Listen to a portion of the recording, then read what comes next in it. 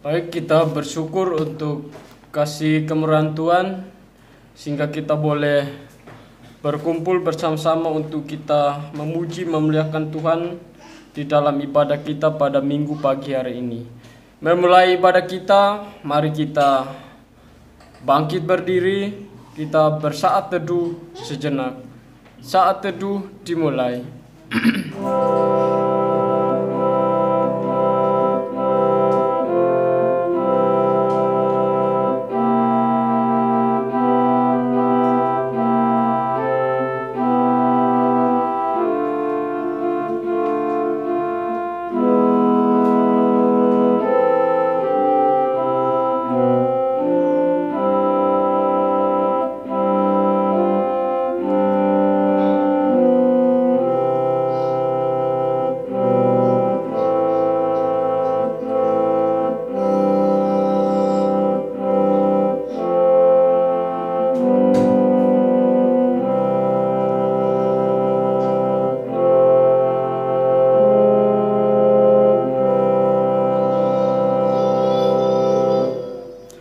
Pertolongan kita adalah dalam nama Tuhan yang menjadikan langit dan bumi. Amin.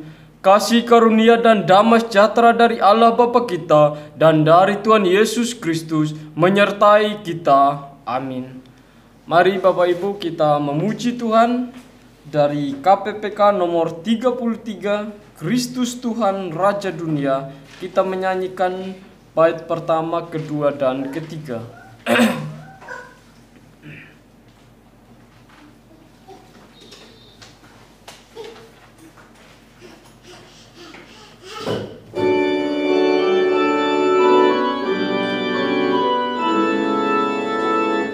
Kristus Tuhan Raja Dunia, Ia bertahta di atasnya.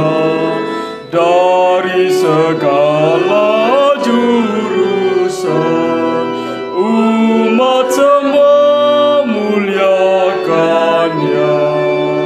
Bangsa-bangsa, raja-raja, serta umat di dunia, mari datang menyembah Dia, sembah sujud hadapannya.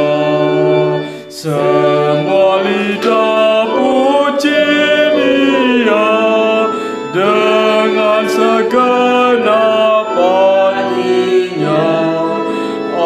Anak-anak masyurkan Dia dan lengkaplah pujiannya. Mari kita bersatu di dalam doa kita berdoa. Segala puji dan syukur hanya bagi-Mu Bapa di surga. Kami bersyukur untuk segala cinta kasih dan kemurahan Tuhan di dalam kehidupan kami, sehingga kami boleh diperkenankan untuk kami datang beribadah kepada Tuhan pada minggu pagi hari ini. Terpujilah nama-Mu Tuhan, kami hendak memulai ibadah kami. Biarlah ibadah kami berjalan dengan baik, sopan dan teratur, dan nama Tuhan saja yang dipuji dan dipermuliakan. Berkati dan pimpin jam pemberitaan Injil dan sepanjang ibadah kami dari awal hingga pada akhirnya. Bapa di surga, kami menyerahkan ibadah kami. Biarlah kami terus fokus untuk mengikuti ibadah. Jauhkan dari pencobaan si setan yang ingin mengganggu akan ibadah kami. Biarlah kami terus ada dalam lindungan Tuhan dan kami boleh setia mengikuti liturgi yang ada. Bapa di surga, kami menyerahkan ibadah kami dari awal hingga akhirnya hanya di dalam nama Tuhan kami Yesus Kristus. Di dalam namanya kami telah berdoa dan bersyukur. Amin. Jemaat Tuhan dipersilakan duduk kembali. Tiba saatnya kita mendengarkan pembacaan firman, pembacaan 10 hukum Tuhan. Saya akan membacakan 10 hukum Tuhan yang terambil dari kitab Keluaran pasal 20 ayat 1 sampai ayatnya yang ke-17. Ke-10 firman. Lalu Allah mengucapkan segala firman ini. Akulah Tuhan Allahmu yang membawa engkau keluar dari tanah Mesir, dari tempat perbudakan. Jangan ada padamu Allah lain di hadapanku. Jangan membuat bagimu patung yang menyerupai apapun yang ada di langit di atas, atau yang ada di bumi di bawah, atau yang ada di dalam air di bawah bumi. Jangan sujud menyembah kepadanya atau beribadah kepadanya, sebab aku Tuhan Allahmu adalah Allah yang cemburu, yang membalaskan kesalahan bapa kepada anak-anaknya, kepada keturunan yang ketiga dan keempat dari orang-orang yang membenci aku. Tetapi aku menunjukkan kasih setia kepada beribu-ribu orang, yaitu mereka yang mengasihi aku dan yang berpegang pada perintah-perintahku. Jangan menyebut nama Tuhan Allahmu dengan sembarangan, sebab Tuhan akan memandang bersalah orang yang menyebut namanya dengan sembarangan. Ingatlah dan kuduskanlah hari Sabat. 6 hari lamanya engkau akan bekerja dan melakukan segala pekerjaanmu. Tetapi hari ke-7 adalah hari Sabat Tuhan Allahmu. Maka jangan melakukan sesuatu pekerjaan, engkau atau anakmu laki-laki, atau anakmu perempuan, atau hambamu laki-laki, atau hambamu perempuan, atau hewanmu, atau orang asing yang di tempat kediamanmu. Sebab 6 hari lamanya Tuhan menjadikan langit dan bumi, laut dan segala isinya, dan ia berhenti pada hari ke-7. Itulah sebabnya Tuhan memberkati hari Sabat dan menguduskannya. Hormatilah ayahmu dan ibumu, supaya lanjut umurmu di tanah yang diberikan Tuhan Allahmu kepadamu. Jangan membunuh, jangan berzina, jangan mencuri, jangan mengucapkan saksi dusta tentang sesamamu, jangan mengingini rumah sesamamu, jangan mengingini istrinya, atau hambanya laki-laki, atau hambanya perempuan, atau lembunya, atau keledainya, atau apapun yang dipunyai sesamamu. Amin untuk pembacaan 10 hukum Tuhan. Meresponi pembacaan 10 hukum Tuhan, mari kita memuji Tuhan dari Mazmur 77. Kita menyanyikan baitnya yang pertama.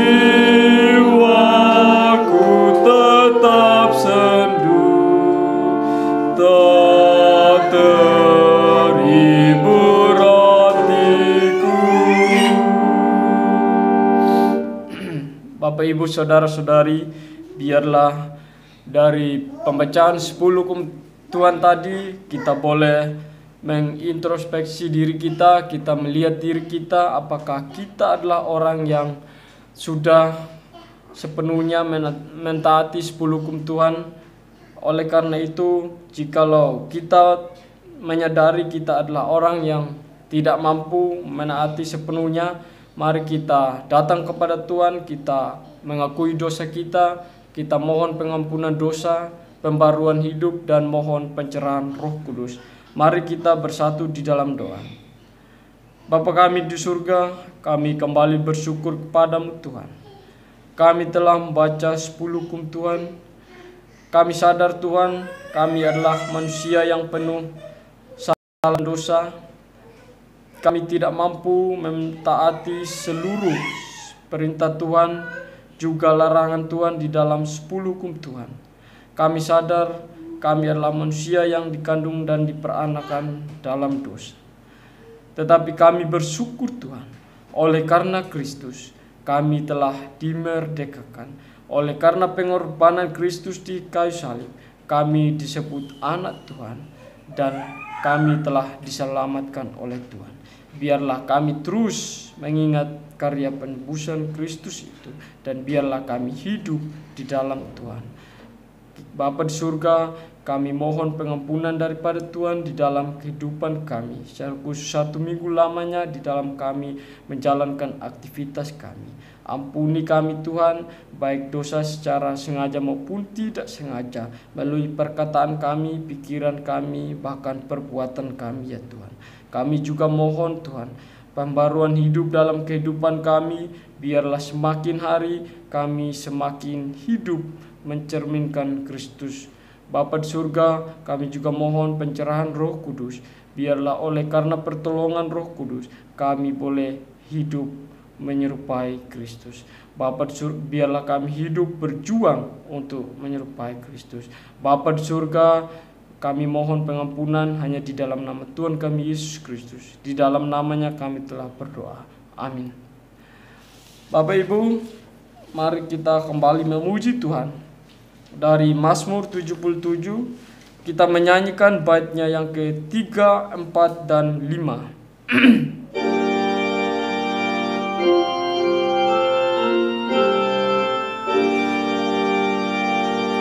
Waktu malamku renungkan maksud dan rencana Tuhan untuk selamanya, ku ditolak olehnya. Sudah hilang rahmatnya dan berubah setianya, yang menikam hatiku. Maksud Tuhan tak tentu, ku mengingat karya Allah dari zaman purbakala. Hatiku berkata terus, Tuhan jalanmu kudus, ya tanganmu berkuasa di antara bangsa-bangsa. Dari siksa dan keluh, Kau bebaskan umat-Mu. Bait kelima. Sangka sudah mundur, waktu suaramu mengguntur, karena kilat dan gegap, bumi goncang gemetar. Kau berjalan di tengahnya, laut menjadi jalan raya, dan Kau tuntun umat-Mu selamat dari seteru.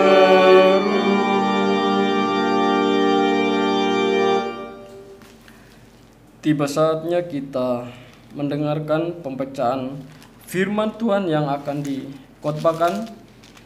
Kebenaran firman Tuhan yang datang untuk kita pada kebaktian hari ini terambil dari kitab Efesus pasalnya yang ke-6. Kitab Efesus pasalnya yang ke-6, ayatnya yang ke-10, 11 sampai 20. Yang bunyinya demikian: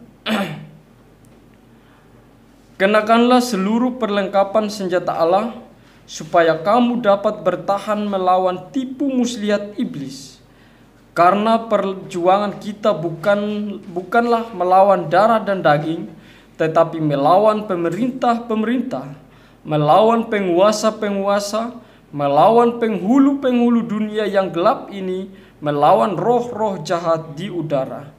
Sebab itu, ambillah seluruh perlengkapan senjata Allah, supaya kamu dapat mengadakan perlawanan pada hari yang jahat itu dan tetap berdiri sesudah kamu menyelesaikan segala sesuatu. Jadi berdirilah tegap, berikat pinggangkan kebenaran dan berbaju sirahkan keadilan. Kakimu berkasutkan kerelaan untuk memberitakan Injil damai sejahtera. Dalam segala keadaan pergunakanlah perisai iman, sebab dengan perisai itu kamu akan dapat memadamkan semua panah api dari si jahat. Dan terimalah ketopong keselamatan dan pedang roh, yaitu firman Allah, dalam segala doa dan permohonan. Berdoalah setiap waktu di dalam roh, dan berjaga-jagalah di dalam doamu itu dengan permohonan yang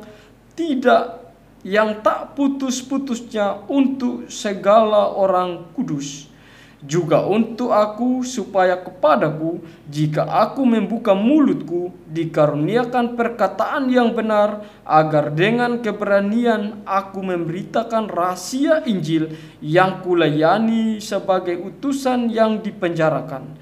Berdoalah supaya dengan keberanian aku menyatakannya sebagaimana seharusnya aku berbicara.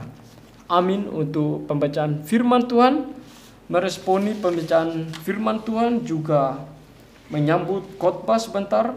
Mari kita memuji Tuhan dari KPPK nomor 331. Kasih Tuhan selamatkanku. Kita menyanyikan bait pertama, kedua, dan ketiga.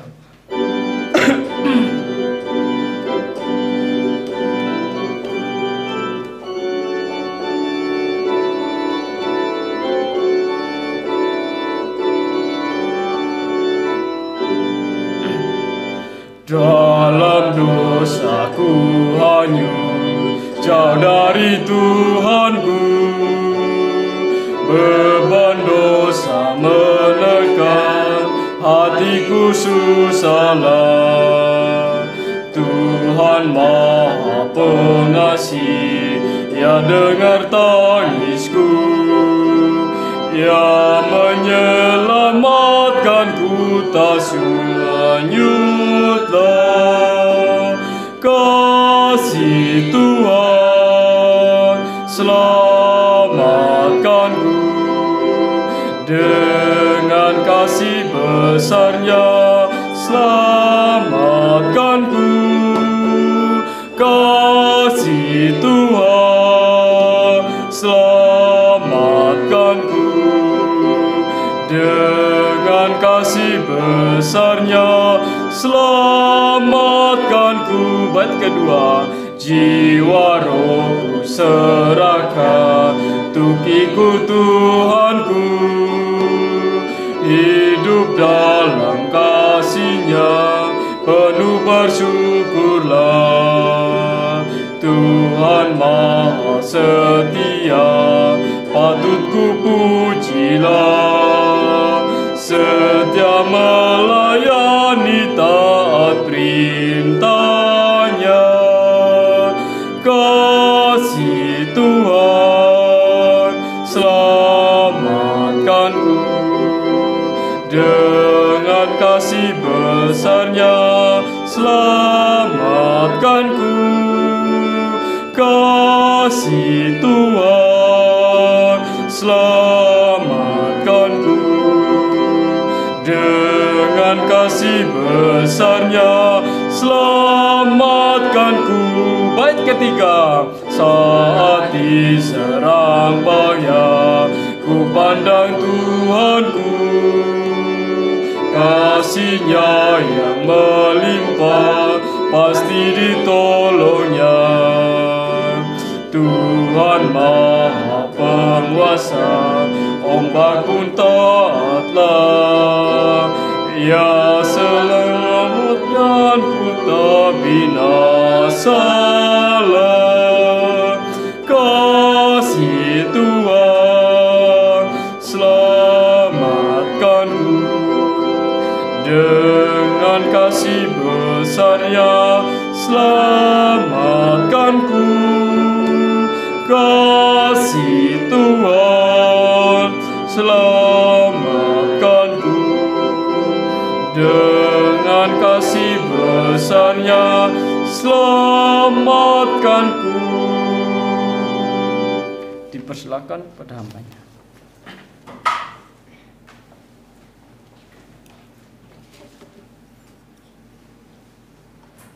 Mari kita berdoa. Bapa di surga, terima kasih Tuhan. Sekarang kami akan mendengarkan firman Tuhan.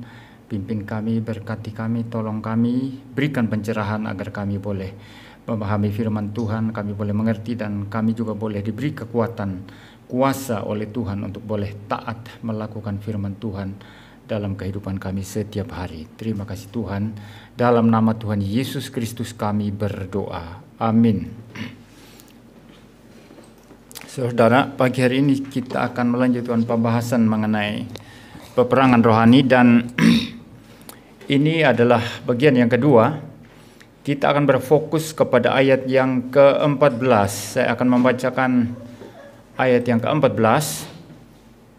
Jadi berdirilah tegap, berikat pinggangkan kebenaran, dan berbaju sirahkan keadilan. Ada 3 hal yang kita akan bahas di sini pada pagi hari ini. Yang pertama, berdiri tegap. Kedua, berikat pinggangkan kebenaran. Dan ketiga, berbaju sirahkan keadilan. Nah, saudara, sebagai seorang tentara tentu saja dalam peperangan rohani kita harus selalu siap sedia. Tidak ada istilahnya itu kita bermain-main di dalam peperangan. Anda bermain-main di dalam peperangan, Anda mati. Ya, sama aja itu prinsipnya juga di dalam peperangan di dalam dunia ini, peperangan jasmania, di mana orang saling membunuh. Ya, Anda kalau tidak membunuh, Anda dibunuh. Ya, jadi tidak ada orang yang masuk dalam peperangan itu dengan cara yang lengah, dengan cara yang bahasa Sumba itu tabulaja begitu ya, dengan cara yang ngali-ngali begitu, dengan cara kalau orang sini katanya orang gak tegas ya, orang gak tegas itu suruh mimpin, suruh maju dalam peperangan, ya nggak bisa, nanti dibentak baru, hei kamu dari mana, langsung gemetar terkencing-kencing ya. Jadi kita tidak kita tidak bisa maju dalam peperangan dengan spirit yang seperti ini. Kita maju dalam peperangan dengan spirit yang berani, dengan spirit yang tenang, ya tidak panik, berani tapi tidak panik, dengan spirit yang tidak gerasa gerusu walaupun kita gerak cepat. Ini beda ya, orang gerasa gerusu ya, gerak banyak geraknya tapi nggak ada pengaruhnya, nggak ada yang dikerjakan. Ini orang panik, gerasa gerusu. Tapi kalau orang gerak cepat tapi hatinya tenang, gerak cepat, tenang, ya, pikirannya jernih. Nah, ini yang dibutuhkan dalam peperangan, saudara. Demikian juga dalam peperangan rohani. Kita tidak boleh lengah, kita tidak boleh panik, kita harus siap sedia, kita harus berani. Hati kita walaupun dalam peperangan tetap harus ada damai sejahtera, tetap harus ada sukacita. Ya, itu prinsip peperangan rohani yang kita harus pegang, saudara. Kalau tidak, nanti Alkitab mendata berapa banyak peralatan atau persenjataan di sana, saudara. Ya, ada di ayat yang ke-14 tadi ada ikat pinggang, ya, kebenaran, ada baju zirah keadilan, ada kasut kerelaan memberitakan Injil, ya, kasut atau sepatu ya.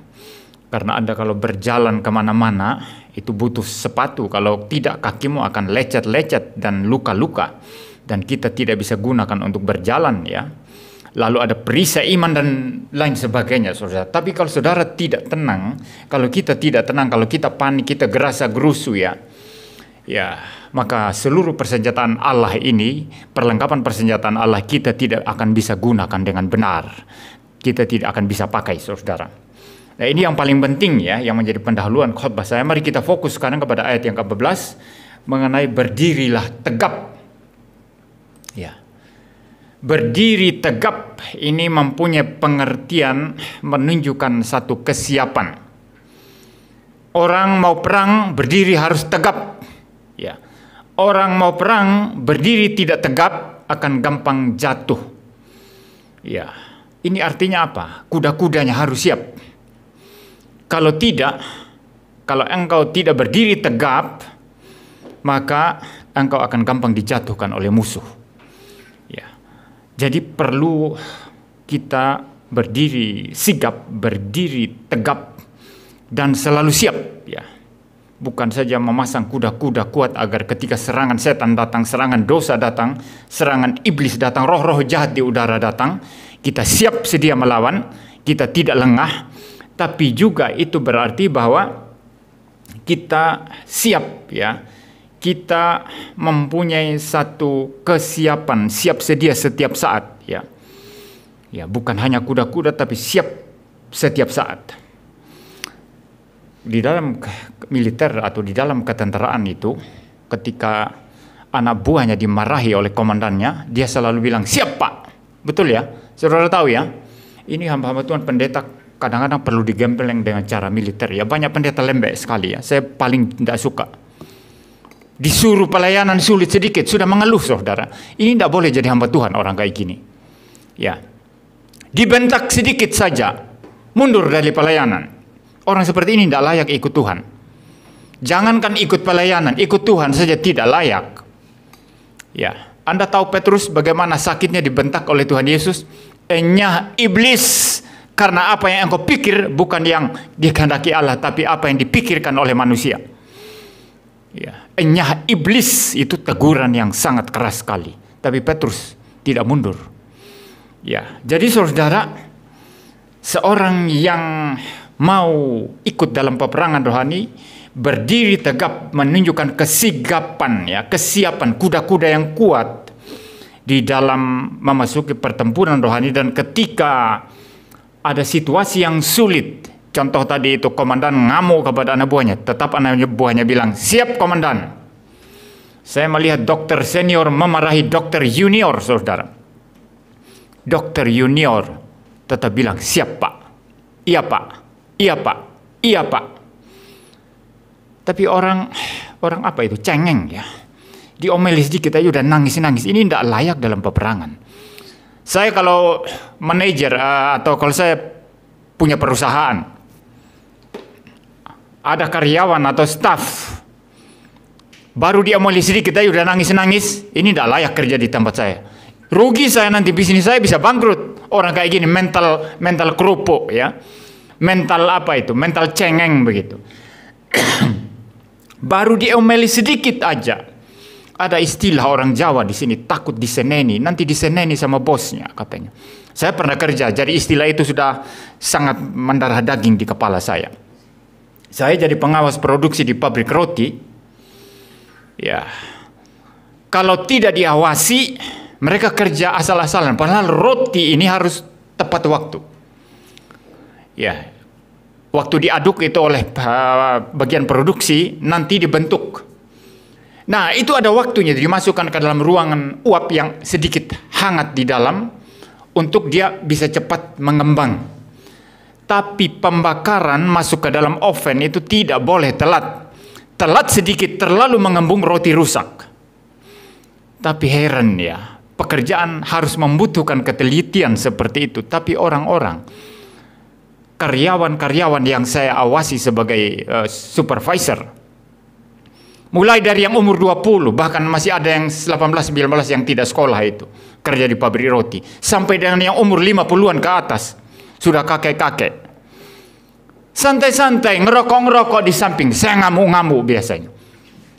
Nah, karena saya bukan bos tingkat tinggi, cuma supervisor di atas mereka, ya mereka kadang lawan saya karena masih muda saya.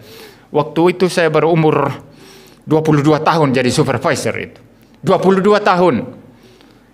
Dimarahi balik, tapi saya, wah ya namanya waktu itu masih muda ya, mau berkelahi rasanya itu ya. Roti sudah mengembang ini, nggak dibakar saudara. Kalau nggak diawasi nggak kerja. Nah mental seperti ini nggak bisa turut dalam peperangan. Mental seperti ini mental takut diseneni, artinya takut dimarahi. Jadi dia kerja hanya karena takut dimarahi. Orang kayak gini paling takut dilaporin ke bos. Kalau Anda tidak punya masalah, mengapa takut dilaporkan? Betul ya? Saya kalau bersih, saudara tidak akan lapor. Anda lapor dimanapun saya siap datang. Tapi orang dikit-dikit takut dilaporkan, takut dilapor, takut diseneni sama bos. Berarti kamu udah beres. Kalau saya orang bisnis, saya tidak akan pekerjakan orang seperti ini. Saya pasti pecat semua karyawan seperti itu. Orang seperti ini nanti juga yang gampang dibujuk untuk korupsi, untuk mencela-menceli dan sebagainya, nggak bisa dipercaya.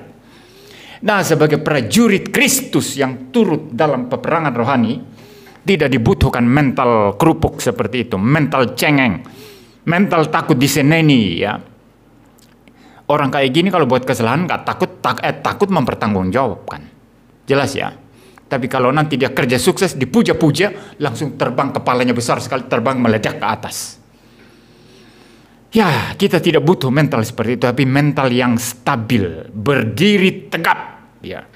Siapkan kuda-kuda untuk menghadapi setan, menghadapi roh-roh jahat di udara, menghadapi dosa yang merajalela di dalam dunia ini. Maka sekali lagi, kalau Anda kerjaannya hanya duduk-duduk di sofa setiap hari, tekan-tekan HP, lihat-lihat TikTok, ya santai-santai, pokoknya habis kerjaan utamanya, dia kerja di kantor kah atau di manakah, mungkin biasanya 8 jam setiap hari, dia pulang ke rumah duduk di sofa sepanjang hari, cetak-cetak. Ya, TikTokan, lihat TikTok, lihat macam-macam ya, yang tontonan-tontonan yang tidak berbobot dan tidak bermutu sama sekali. Orang kayak gini nggak siap dalam peperangan rohani. Nggak bisa saudara, sulit. Nanti kalau dilibatkan dalam peperangan rohani, orang ini mental cengeng seperti yang saya katakan tadi itu. Mental budak ya. Tidak menjadi seseorang yang mempunyai mental pahlawan, mental pemenang, bukan karena kita kuat tapi karena Kristus bersama-sama dengan kita ya. Kristus di pihak kita. Kitab Roma berkata, jikalau Allah di pihakku, jikalau Kristus di pihakku, siapakah lagi musuh, siapakah lawanku ya. Jadi itu yang pertama saudara, menunjukkan kesiapan, berdiri tegap, menunjukkan kesiapan ya. Siap sedia ya. Lalu yang kedua saudara, berikat pinggangkan kebenaran. Apa fungsi ikat pinggang? Ikat pinggang bukan hanya untuk keindahan ya. Ikat pinggang berfungsi untuk mengikat celana bagian atas agar tidak melorot. Makanya saya saudara, walaupun di bandara saya tahu sulit di sana kalau pakai ikat pinggang, karena harus selalu lepas ikat pinggang untuk melalui pemeriksaan di bandara, saya tetap selalu pakai ikat pinggang. Kenapa? Takut celana saya melorot. Ya, takut celana saya melorot, saudara. Saudara tahu tidak di bandara, tiba-tiba berganti gate. Pesawat Lion Air yang menuju Jakarta berubah ke gate F gitu ya. Tadinya ditaruh di gate yang A misalnya atau B ya, itu jalan ratusan meter itu, lari-lari saudara. Kalau celananya melorot gimana ya? Lari-lari celananya melorot. Kan ini susah saudara, maka saya selalu pakai ikat pinggang walaupun tidak menyenangkan. Nanti di bandara pergi ke toilet ya, mesti buka ikat pinggang dulu baru pipis ya. Kan setengah mati, rumit. Tapi harus ambil jalan kerumitan itu. Karena apa? Ikat pinggang berfungsi mengencangkan celana sehingga celana tidak bisa gampang melorot. Nah, kalau celana melorot bagaimana? Celana melorot di tengah orang banyak. Saudara pimpin pujian di depan, kami persilakan Ya, biasanya di gereja tertentu, saudara, ada introitus ya. Introitus itu adalah orang yang mimpin 1-2 pujian sebelum liturgis itu maju memimpin liturgi utamanya. Nanti introitusnya bilang, kami minta pemimpin liturgi untuk maju ke depan dan melanjutkan acara kita. Saudara dan semangat maju ke depan, pahlawan Kristus. Begitu sampai di depan, celana melorot, dilihat oleh seluruh jemaat. Ini memalukan sekali, saudara. Malu. Maka kita butuh ikat pinggang kebenaran. Kalau saudara hidup dalam kebenaran, saudara tidak dipermalukan. Itu maksudnya ini. Dalam peperangan rohani kita butuh ikat pinggang kebenaran, agar celana rohani kita tidak melorot dan kita tidak dipermalukan. Ya, ada orang teriak-teriak, kita harus hidup berintegritas, saudara. Kita tidak boleh gunakan yang bukan hak kita. Kita tidak boleh pakai uang yang bukan hak kita. Tapi dia korupsi habis-habisan. Nah, ini namanya orang tidak berikat pinggangkan kebenaran. Pada saatnya nanti dia akan dipermalukan. Sekarang lagi ramai kasus Pertamina ya. Itu sangat menjengkelkan, saudara. Oplos Pertalite dengan Pertamax. Ini kejahatan luar biasa. Bayangkan ya, saudara bayangkan kita punya kendaraan ya, motor atau mobil. Di pikiran kita, supaya mesin saya awet, jangan-jangan turun mesin, kita bela-belain pakai Pertamax lah. Betul ya? Biar mesinnya terawat.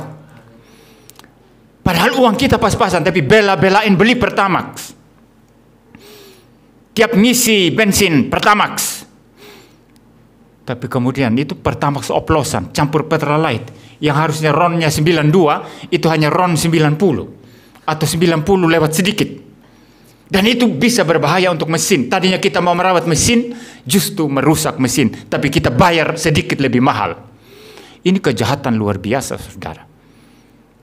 Ya, katanya dioplos ya. Seperti itu. Ini kejahatan luar biasa, saudara. Korupsinya katanya berapa triliun itu, 197 triliun, tapi kejaksaan bilang 1000 triliun itu. 1000 triliun itu katanya. Nah, ini orang Kristen, saudara. Saya tulis di Facebook, saudara. Saya ingin tahu gerejanya itu di mana. Lalu ada orang bilang, Pak, apa hubungan gereja dan korupsi, Pak? Bagaimana itu kalau jemaat GGRI atau GRII katanya? Saya bilang gereja harus ada hubungannya dengan kehidupan praktis jemaat. Gereja harus mengajar jemaat. Ajar mereka hidup suci, ajar mereka hidup berintegritas, sehingga ditaruh di mana mereka tidak korup. Tapi kalau gereja tidak ada hubungan dengan kehidupan jemaat, tutup aja gereja semua. Betul ya? Tidak ada guna gereja, saudara. Biarkan agama itu, keselamatan urusan pribadi aja. Untuk apa saudara datang ke gereja? Gereja harus berpengaruh kepada kehidupan jemaat. Teologi kemakmuran yang dikhotbahkan dari gereja mempengaruhi pendeta dan jemaatnya menjadi hamba-hamba mamon, hamba-hamba uang, melayani karena uang, kekayaan, kesuksesan di dunia ini yang mereka cari. Mereka adalah hamba-hamba uang, hamba-hamba mamon. Teologi liberal yang membuang inti Injil keselamatan dalam Kristus, membuang segala sesuatu yang merupakan doktrin paling penting dalam Kristen, iman Kristen. Mereka paling-paling hanya menonjolkan atau mempropagandakan kebaikan humanis belaka. Ya, tapi tanpa kuasa firman Tuhan sejati, tanpa pimpinan Roh Kudus yang sejati, sampai berapa kuat orang menjalani kehidupan yang baik secara humanis saja. Ada yang ditopang anugerah umum Tuhan, tetap juga butuh pimpinan Roh Kudus dan firman Allah. Ada orang yang ditopang anugerah umum Tuhan, tapi ada juga celahnya, ada juga boroknya, saudara. Gak ada orang yang sekedar ditopang anugerah umum Tuhan, dia hidup bersih, lebih bersih dari orang yang betul-betul dipimpin Roh Kudus, dipimpin oleh kuasa firman Tuhan, saudara. Jadi saudara, you mau liberal, khotbah moral liberal saja dalam gereja, tidak akan menghasilkan jemaat yang berani fight, tidak korup, di mana dia ditempatkan, saudara. Ya.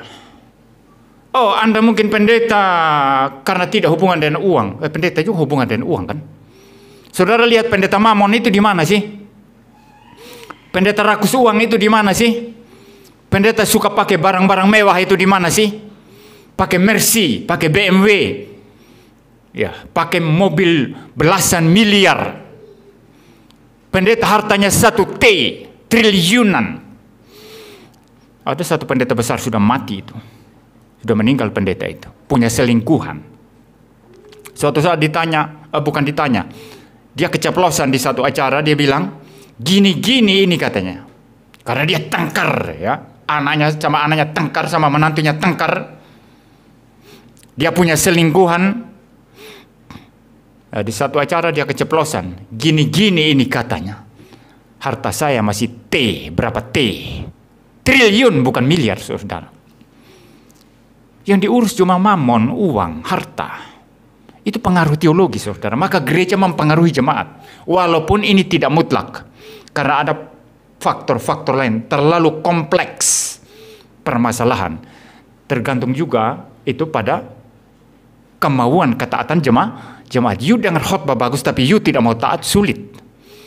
Tapi umumnya gereja-gereja yang mengkhotbahkan integritas, khotbahkan firman Tuhan sejati, kristosentris, berpusat kepada Kristus, teosentris, berpusat kepada kemuliaan Allah, koram deo, takut akan Tuhan yang sejati, mengasihi Tuhan dengan sungguh-sungguh, umumnya jemaatnya jauh lebih baik. Saya percaya itu. Kalau tidak, bubarkan gereja, tutup mimbar gereja, khotbah tidak perlu lagi. Ya, tidak perlu lagi, saudara. Jadi saudara, ketika seseorang berikat pinggangkan kebenaran, dia tidak akan dipermalukan. Ini yang saya katakan tadi. You mau dipanggil KPK, mau dipanggil kejaksaan, siap ya. Saya berharap Pak Ahok berada di golongan yang seperti ini. Ya. Saya siap dipanggil kejaksaan katanya. Kita buka-bukaan. Itu katanya dalam satu wawancara ya. Bukan satu saja, ada beberapa wawancara itu.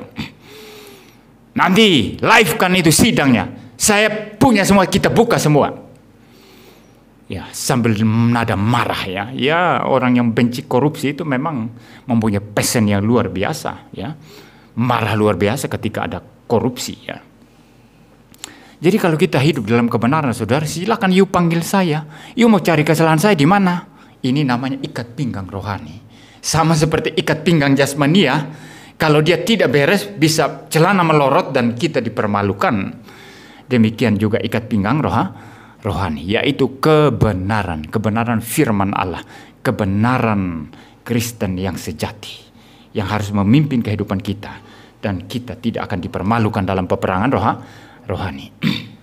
Ketiga sekarang, berbaju sirahkan keadilan. Apa itu baju sirah, saudara?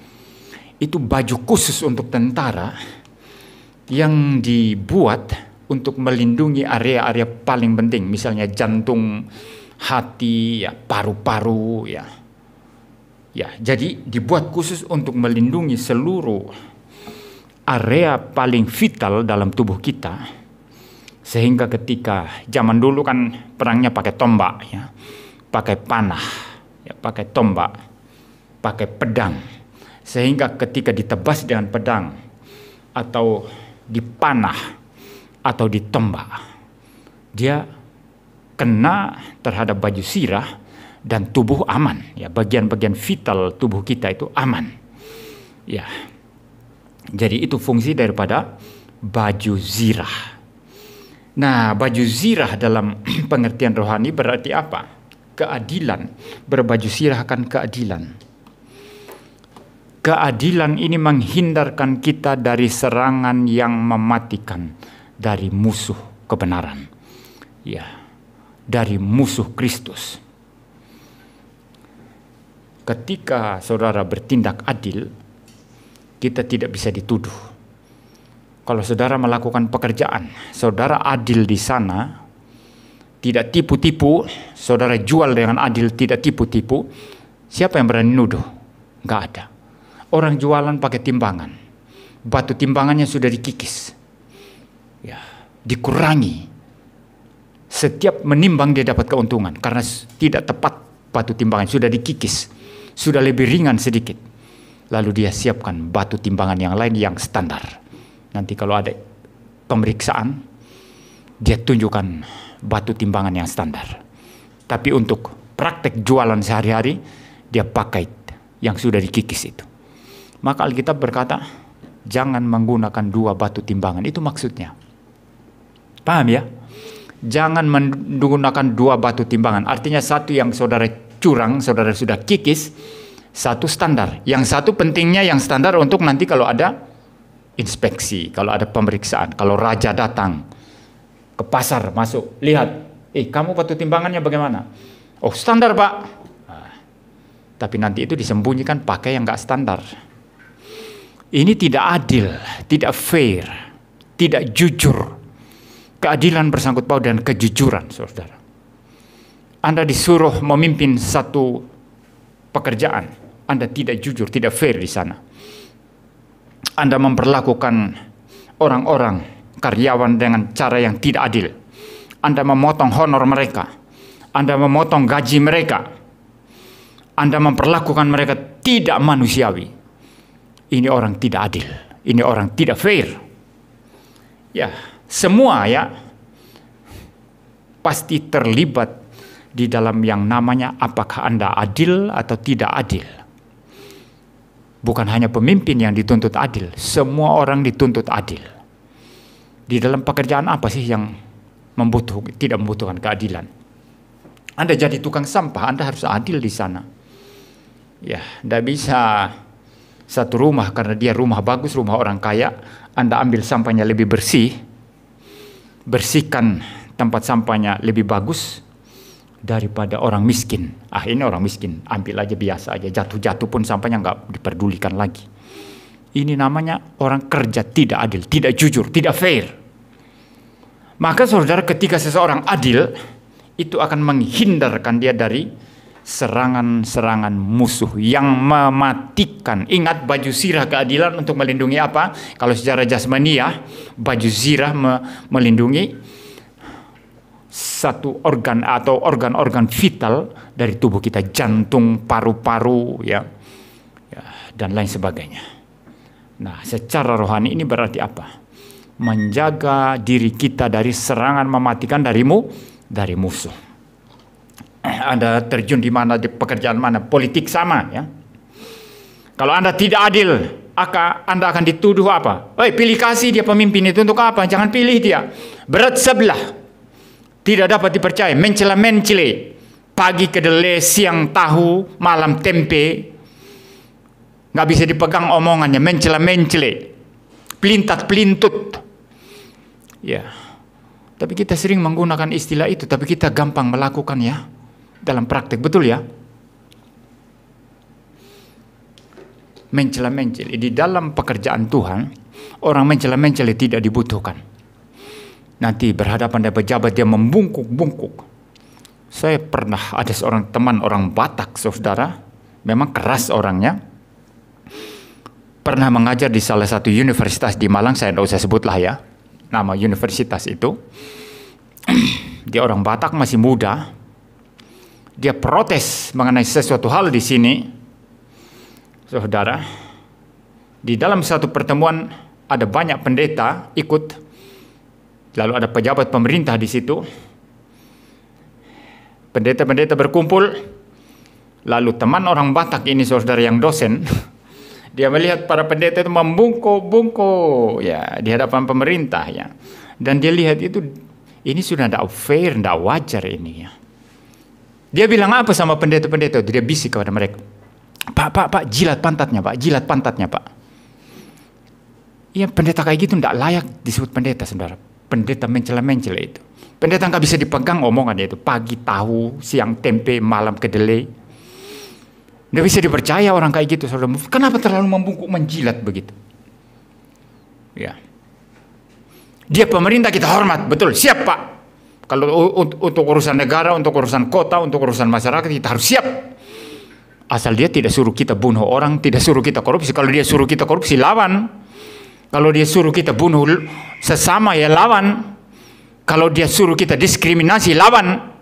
Itu pemerintah yang lalim, yang kejam. Tapi kalau dia baik, menata kita, mengatur kita, harus siap Pak, gitu kan? Tapi tidak usah membungkuk-bungkuk sampai menjilat-jilat gitu. Ya. Ini mental seperti ini sudah kelihatan mental tidak adil.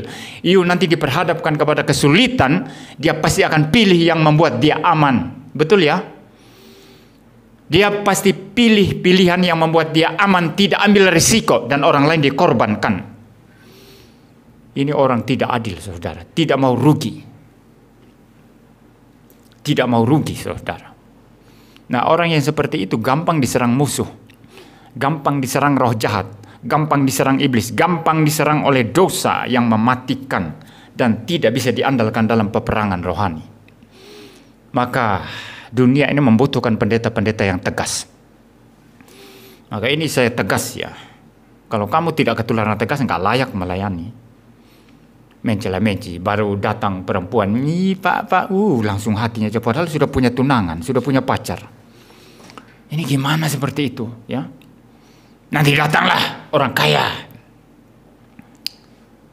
Langsung kasih amplop ya. Lalu orang kaya itu mulai gini. Kamu kalau khotbah jangan terlalu lah bicara kristologi, trinitas, khotbah doktrin sulit untuk apa? Khotbah yang praktis aja langsung ngena di jemaat itu loh. Tempel amplop, inggih pak, oh bukan injeh pak, mungkin lebih halus injeh ya, injeh pak sampai membongkok-bongkok. Karena apa? Sudah dapat amplop besar. Besok khotbahnya sudah berubah. Tidak layak jadi pelayan Tuhan. Stop, berhenti jadi pendeta, berhenti jadi hamba Tuhan. Kalau saya ya miskin adalah pilihan saya. Ya, maksudnya kalau saya harus miskin karena saya tegas memberitakan firman Tuhan tanpa kompromi, itu adalah pilihan saya.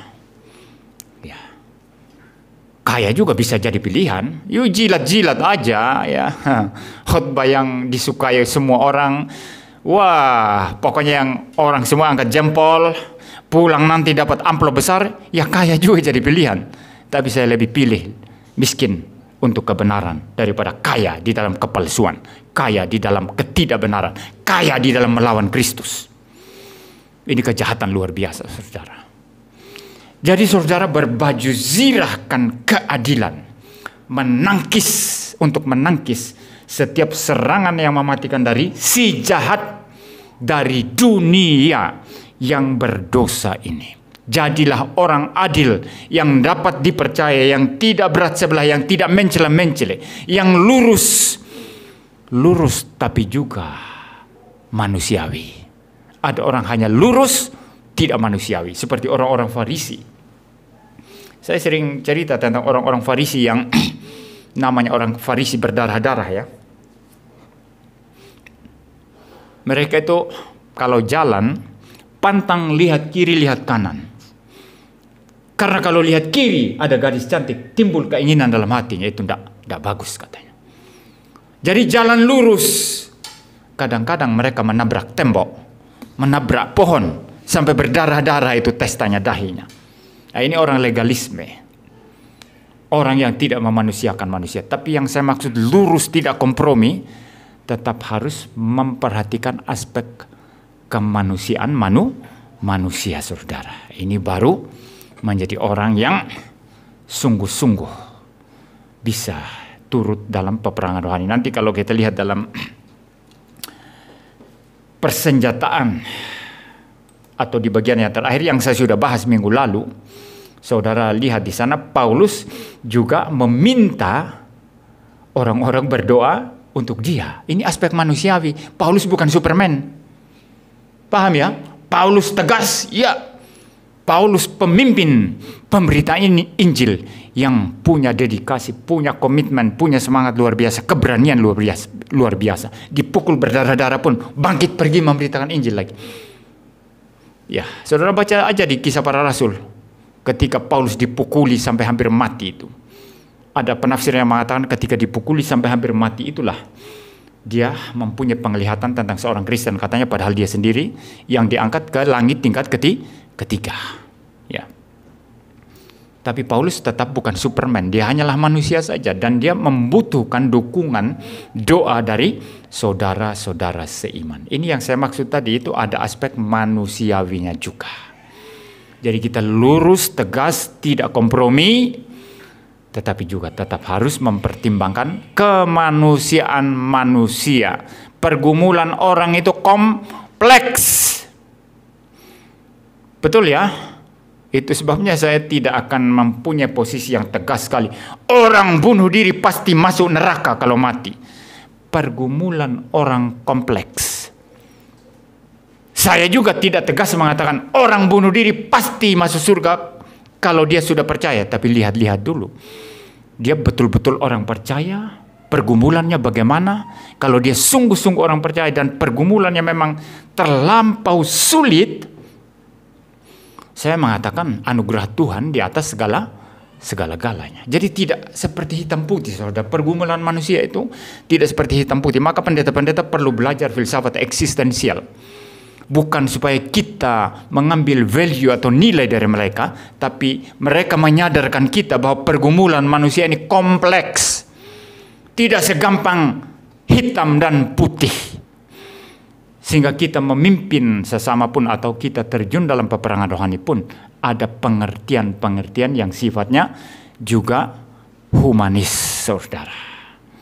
Nah, dengan demikian kita menjadi orang yang adil. Jadi adil, lurus, tidak mencela-mencela, tidak pelintat-pelintut, tapi sekaligus memperhatikan aspek kemanusiaan. Nah, 3 hal ini yang kita bahas pada hari ini, saudara. Minggu depan kita akan melanjutkan kepada perlengkapan senjata Allah yang lainnya, dan mungkin ini masih beberapa seri atau 2-3 seri lagi ya, saudara, untuk kita mengakhiri seri peperangan rohani ini.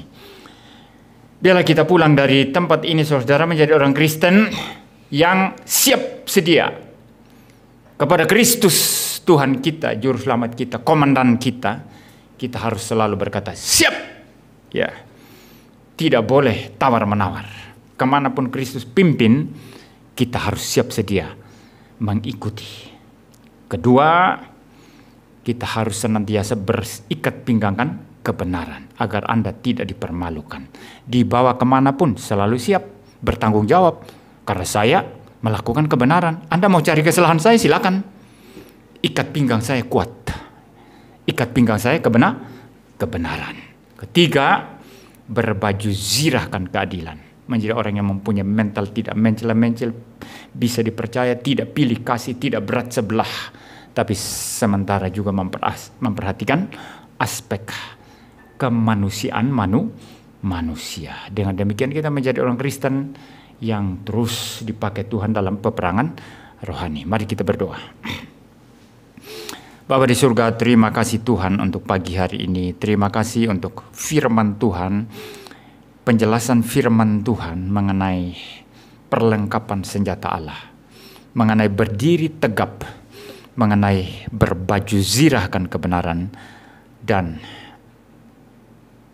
mengenai berikat pinggangkan kebenaran dan berbaju zirahkan keadilan. Biarlah kami pulang dengan semangat, dengan spirit ini, dengan ketaatan penuh kepada Kristus, kepada Allah Tritunggal, untuk melakukan firman Tuhan ini, dan kami boleh siap di dalam peperangan rohani yang ada. Dalam nama Tuhan Yesus Kristus kami berdoa. Amin. Kita akan memberikan persembahan, saudara. Kita akan menyanyikan Mazmur 77, bait kedua, ketiga, keempat. Saya minta saudara Michael untuk pimpin pujian persembahan dan doa persembahan dan syafaat.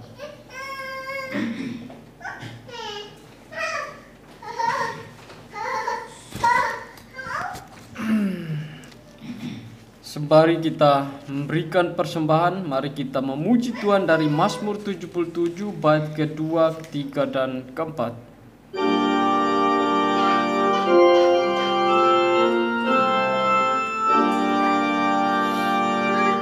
Bila ku mengingat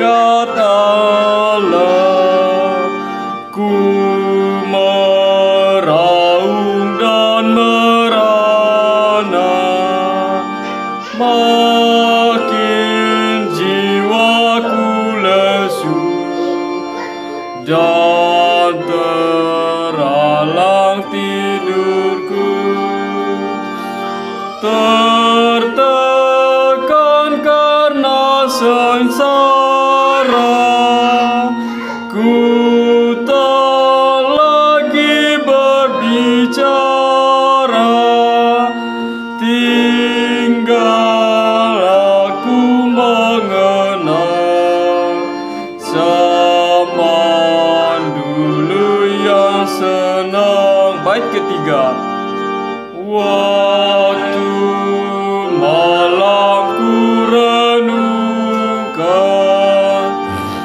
maksud dan rencana Tuhan untuk selamanya, kan ku ditolak olehnya. Sudah hilang keramatnya dan berubah setianya yang menikam hatiku. Maksud Tuhan tak tentu. Bait keempat. Ku mengingat karya Allah dari zaman purbakala. Hatiku berkata terus, Tuhan jalan-Mu kudus. Ya tangan-Mu berkuasa di antara bangsa-bangsa. Dari siksa dan keluh Kau bebaskan umat-Mu. Mari kita masuk dalam doa syukur dan syafaat. Kita berdoa. Bapa kami di surga, kami kembali bersyukur kepada-Mu Tuhan. Kami telah mendengarkan kebenaran firman Tuhan. Biarlah kebenaran firman Tuhan yang telah kami dengar tadi, kami boleh bawa pulang dan kami lakukan dalam kehidupan kami hari lepas hari, ya Tuhan. Kami juga telah memberikan persembahan. Kiranya Tuhan berkati persembahan kami, sehingga boleh digunakan untuk pekerjaan Tuhan di gereja tempat ini. Berkati keuangan gereja kami, ya Tuhan. Berkati juga tangan-tangan yang telah memberikan persembahan di dalam pekerjaan, di dalam tugas dan tanggung jawabnya. Kiranya Tuhan juga tolong dan memberkati. Bapa di surga, kami berdoa juga untuk setiap gereja yang saat ini melakukan pemberitaan Injil. Kiranya Tuhan memberkati gereja-gereja Tuhan, mimbar-mimbar gereja dimanapun berada. Biarlah gereja ini tetap lurus, tetap berbaju sirakan keadilan dan berikat pinggangkan kebenaran, ya Tuhan, di dalam memberitakan Injil. Juga untuk jemaat-jemaat boleh memakai ikat pinggang kebenaran, juga baju sirah keadilan di dalam setiap kehidupan mereka. Bapa di surga, kiranya Tuhan juga menolong gereja-gereja reformasi Indonesia dimanapun berada, baik di Jawa, juga di Bali, Kalimantan, Papua, NTT, dimanapun berada. Kiranya Tuhan berkati GGRI ini sehingga melalui pemberitaan Injil dari gereja ini, kebenaran terus ditegakkan dan banyak orang yang boleh percaya kepada Kristus. Berdoa untuk mereka yang terlibat dalam bidang misi. Kiranya Tuhan juga menolong mereka, berkati mereka, mencukupkan segala kebutuhan mereka di dalam pelayanan mereka, ya Tuhan. Begitupun dalam bidang apologet, kiranya Tuhan juga menolong, berkati mereka. Berdoa untuk gereja Reform bersaudara, kiranya Tuhan juga menolong baik yang di dalam negeri maupun di luar negeri. Biarlah gereja ini terus memberitakan Injil dengan Injil yang sejati, ya Tuhan. Jauhkan dari hal-hal yang bersifat kompromi, ya Tuhan. Bapa di surga, berdoa untuk bangsa dan negara kami. Kiranya Tuhan menolong negara kami ini. Biarlah negara ini menjadi negara yang aman, baik dan penuh damai, ya Tuhan. Berdoa untuk para pemerintah dari presiden sampai pemerintah paling bawah. Kiranya Tuhan juga menolong mereka di dalam setiap tugas dan pekerjaan mereka. Jauhkan mereka dari tindak-tindak yang tidak berkenan di mata hukum juga di hadapan Tuhan. Jauhkan dari hal-hal korupsi ya Tuhan, ataupun hal-hal anarkis lainnya. Biarlah pemerintah kami boleh menjalankan tugas tanggung jawab mereka sesuai dengan kehendak Tuhan. Berdoa untuk Kota Malang secara khusus, berkati Kota Malang ini sehingga menjadi kota yang aman, damai, dan penuh toleransi ya Tuhan. Berdoa juga untuk pemerintah, wali kota, juga pemerintah yang ada dari yang paling atas sampai paling bawah Tuhan. Kiranya Tuhan menolong mereka dalam tugas dan pekerjaan mereka ya Tuhan. Bapa di surga, ini doa syukur dan syafaat kami Tuhan. Kami alaskan hanya di dalam nama Tuhan kami Yesus Kristus. Di dalam namanya kami telah berdoa dan bersyukur pada Bapa di surga. Amin. Mari kita bangkit berdiri dan mengucapkan pengakuan iman rasuli. Aku percaya kepada Allah, Bapa yang Maha Kuasa, Khalik langit dan bumi, dan kepada Yesus Kristus, anaknya yang tunggal Tuhan kita, yang dikandung dari Roh Kudus, lahir dari anak darah Maria, yang menderita sengsara di bawah pemerintahan Pontius Pilatus, disalibkan, mati dan dikuburkan, turun ke dalam kerajaan maut. Pada hari yang ketiga, bangkit pula dari antara orang mati, naik ke surga, duduk di sebelah kanan Allah, Bapa yang Maha Kuasa, dan dari sana ia akan datang untuk menghakimi orang yang hidup dan yang mati.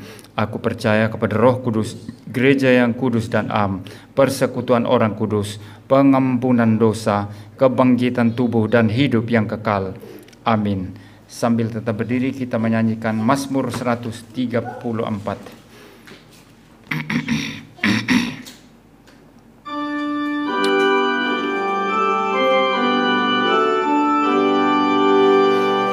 Tuhan Allahmu pujilah, hai kamu para hamba-Nya, yang sampai larut malam terus berbakti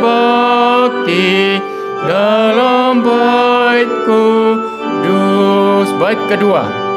Tanganmu kamu angkatlah, terarah ke hadirat-Nya. Pujilah Tuhan Allahmu dengan harapan yang teguh. Bait ketiga. Kiranya Khalik semesta menaruh dari tahtanya ke atas segenap jemaat, anugerah, kasih dan berkat. Jemaat Tuhan, pulanglah dan terimalah berkat Tuhan. Tuhan memberkati engkau dan melindungi engkau. Tuhan menyinari engkau dengan wajah-Nya dan memberi engkau kasih karunia. Tuhan menghadapkan wajah-Nya kepadamu dan memberi engkau damai sejahtera. Amin. Amin. Amin. Silakan duduk saat teduh ibadah selesai.